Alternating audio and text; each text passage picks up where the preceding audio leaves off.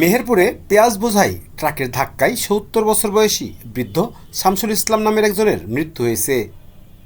আজ বুধবার সকাল ৯টার দিকে গাংনী উপজেলার নোয়াপাড়া বাজারে এই দুর্ঘটনা ঘটে। এ ঘটনায় ট্রাকটি আটক করে থানা হেফাজতে নিয়েছে গাংনী থানা পুলিশ। নিজে দেখুন, অন্যকে দেখাতে ভিডিওটি শেয়ার করে আমাদের সাথেই থাকুন। স্থানীয়রা জানিয়েছে, আজ বুধবার সকাল ৯টার দিকে গাংনী উপজেলার কাথুলি ইউনিয়নের নোয়াপাড়া বাজারে ঢাকা মেট্রো ট ১৭০৯১১ নম্বরের একটি মিনি ট্রাকে পেঁয়াজ বোঝাই করে। পরে চালক পেঁয়াজ বোঝাই ট্রাকটি ঘুরিয়ে সড়কে নেওয়ার সময় সড়কের পাশে দাঁড়িয়ে থাকা বৃদ্ধ শামসুল ইসলামকে ধাক্কা দেয়। এতে সে সড়কের উপর পড়ে গিয়ে গুরুতর আহত হয়। দ্রুত তাকে উদ্ধার করে কুষ্টিয়া হাসপাতালে নিলে সেখানে তার মৃত্যু হয়।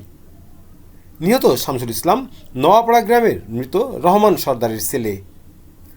সড়ক দুর্ঘটনার খবর পেয়ে গাংনী থানা পুলিশের একটি দল ঘটনাস্থলে পৌঁছে ট্রাকটি জব্দ করে থানা হেফাজতে নিয়েছে।